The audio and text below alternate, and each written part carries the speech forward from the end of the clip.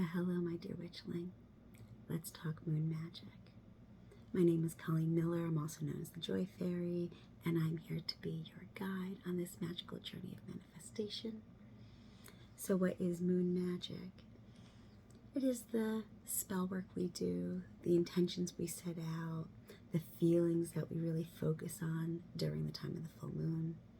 It happens to be June 3rd right now, which is the strawberry moon.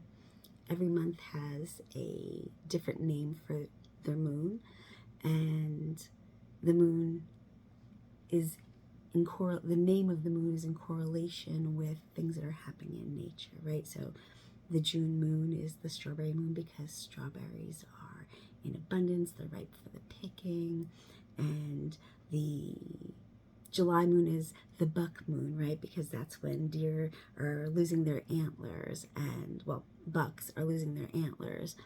And so during the July buck moon, we'll focus on things like shedding things that don't serve us anymore, and growth and things like that, right? But for this June strawberry moon, what I'll be focusing on for my moon magic manifestation ritual will be sweet things, abundance, right? So when I am doing any kind of moon ritual, well, when I'm doing any kind of ritual, but specifically tonight we're talking about the moon, I think about what does this represent, right? So if I think about strawberries in the month of June, to me, they're something sweet, they're beautiful, they're abundant,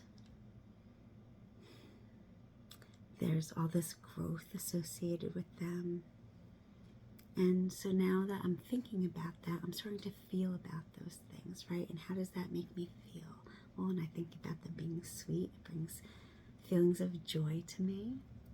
And when I think about abundance, I'm feeling that, right? I'm in that moment of feeling abundant. And with growth, I feel excited and feel charged for it, or like charged up for it. So now I'm taking those feelings, right? And I'm going to focus on them as I do things to prepare for my moon ritual. So what I do to prepare for my moon ritual, I take all of my crystals. You can see I have my crystal wall behind me, or my little shelf is empty, other than a few rocks from the river. I take everything and put it in Tupperware containers. So I have a bunch of crystals, and I have some like pendulums and just things that I really want to absorb that energy, so that when I am utilizing them or even just looking at them, I know that they are charged with that energy, right? So I'm focusing on that growth and abundance and all the sweet things in life. And if you notice, I'm sealing this up, right? The reason I'm sealing up the crystals is because not every crystal can get touched by water. Some of them will start to disintegrate. I have these stone dice, and when I throw them, if there's any kind of water condensation on the table, they actually start to like become a weird texture, right? So we don't want to let crystals that shouldn't be touching water get rained on. And also I don't want bugs crawling into it either. So I make sure I seal this up good. And also the same thing with my tarot cards, right? So I charge divination tools as well as the crystals. And so for my tarot cards, I actually do some interesting things. This is, push this down a little bit just so you can see. Sorry. So it's actually a cake plate, like a cake taker, okay? So the reason I'm using that is, again, I can seal it up when I'm done. Ah, don't fall. Okay, so yeah, so I can seal this up, right? And it's good to go. I have another container. It's something I used to just keep flour in, and again, this has got my cards in there. I take them out of the bags or the boxes because I want them to be under the light of the moon. Also about that, if it's raining out, if it's overcast, if you can't see the moon, that is okay. The moon is still there. You're still putting out those vibes. It is still very powerful. Let's think about the power of the moon for a moment, okay?